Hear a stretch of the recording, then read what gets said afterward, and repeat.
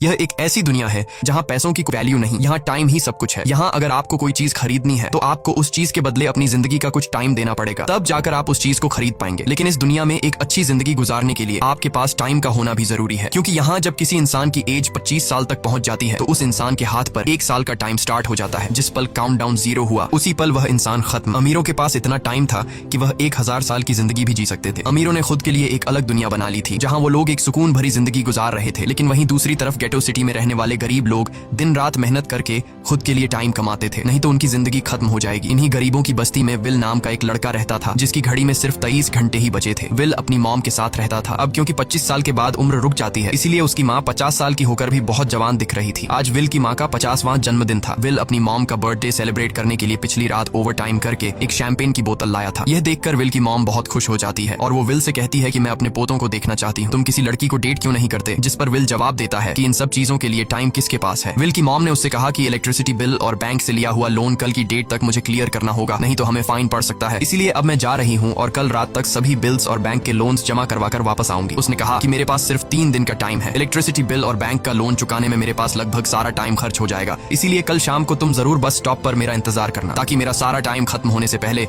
मैं तुमसे कुछ टाइम ले सकूं। इस पर विल ने कहा ठीक है, मैं टाइम पर पहुंच जाऊंगा। जाने से पहले विल की माँ विल के हाथ को छूकर उसकी बॉडी में 30 मिनट ट्रांसफर करती है ताकि विल अच्छा नाश्ता खरीद कर खा सके। इसके बाद दोनों अपने अपने काम पर निकल गए। रास्ते में विल के पास एक छोटी बच्ची आती है। वो विल को एक कैप्सूल देकर विल से उसका थोड़ा सा टाइम मांगती है। विल मुस्कुराते हुए उस छोटी बच्ची को कैप्सूल में अपनी जिंदगी का 5 मिनट का टाइम दे देता है और वह चली जाती है। यहाँ हमें पता चलता है कि यह लोग अपने टाइम को एक कैप्सूल में स्टोर भी कर सकते हैं, जिससे यह लोग कभी भी यूज और ट्रांसफर कर सकते हैं। इसके बाद विल काम के लिए फैक्ट्री पहुंच जाता है। काम शुरू करने से पहले वह कॉफी लेने जाता है, लेकिन वहां वह देखता है कि हर एक चीज का दाम डबल हो गया है। जहां पहले कॉफी 2 मिनट की मिलती थी, अब उसका प्राइस डबल होकर 4 मिनट हो चुका है। यहाँ पर कभी भी किसी चीज का भी दाम बढ़ा दिया जाता है बिना किसी अनाउंसमेंट के। ये बात विल को बहुत बुरी लगती है। मजबूरी में विल ने भी कॉफी के लिए अपनी जिंदगी के 4 मिनट पे किए और काम पर लग गया। दिन भर के काम के बाद रात के वक्त विल अपने दोस्त के साथ एक बार में जाता है। विल का दोस्त एक नंबर का शराबी था। वह हर वक्त शराब के नशे में टली रहता। विल का दोस्त विल को इशारे में बताता है कि वह आदमी सबको फ्री में दारू पिला रहा है और उसके पास बहुत ज्यादा टाइम है। ये सुनकर विल ने जब उस आदमी की तरफ देखा तो उसे चारों तरफ से लड़कियों ने घेरा हुआ था। विल की जब उस आदमी की घड़ी पर नजर गई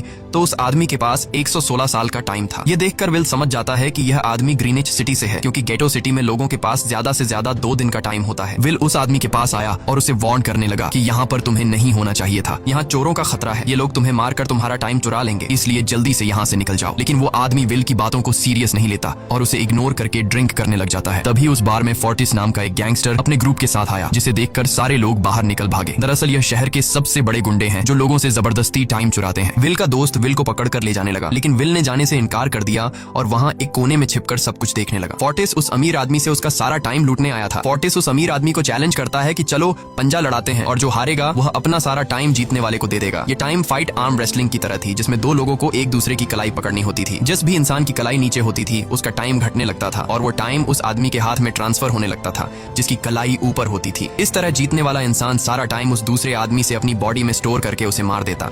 फोर्टिस उस आदमी से कहता है क्या तुम इसके लिए तैयार हो? इस पर उस अमीर आदमी ने कहा कि मैंने बहुत ज्यादा ड्रिंक की हुई है, इसलिए मुझे कुछ टाइम चाहिए, उसके बाद मैं तुम्हारे चैलेंज के लिए तैयार हूँ। फोर्टिस कहता है कि ठीक है, ये तुम्हारी आखिरी ख्वाहिश है, जाओ मैं तुम्हें तैयार होने के लिए कुछ मिनट देता हूँ। फोर्टिस उसके साथ अपना एक आदमी भी भेज देता है ताकि यह भाग न सके। वो अमीर आदमी बाथरूम में आकर बहुत ज्यादा उल्टियां करने लग जाता है क्योंकि उसे काफी चढ़ गई थी, इसलिए अगर वो इस हालत में फोर्टिस से पंजा लड़ता तो इस अमीर आदमी का हारना कंफर्म था। तभी विल वहां पर आ जाता है। वो फोर्टिस के आदमी को मारकर उस अमीर आदमी को अपने साथ उस जगह से बाहर निकाल लेता है और उसे फोर्टिस से बचाकर एक सेफ जगह पे ले आया। विल ने उस अमीर आदमी से कहा कि मैंने तुमसे कहा भी कि तुम्हारी जान को खतरा है, तुम जानबूझकर अपना टाइम क्यों बर्बाद कर रहे हो? वो आदमी विल को अपना नाम हेनरी बताता है और वो विल से पूछता है कि तुम्हारी उम्र कितनी है? विल ने बताया 28 साल। हेनरी ने कहा मेरी उम्र 105 साल है और अब मैं जिंदगी से थक चुका हूँ। मैंने अपनी लाइफ में हर एक चीज का मजा लिया है और अब मुझे इस जिंदगी की जरूरत नहीं है, मैं जीना नहीं चाहता। ये सुनकर विल ने हैरानी से पूछा आखिर तुम कहना क्या चाहते हो? इस पर हेनरी ने कहा लगता है तुम अब तक हकीकत से अनजान हो। क्या तुमने कभी सोचा है कि इस दुनिया में अलग अलग टाइम जोन्स क्यों बनाए गए हैं? आखिर क्यों तुम्हारे टाइम जोन गेटो में किसी भी वक्त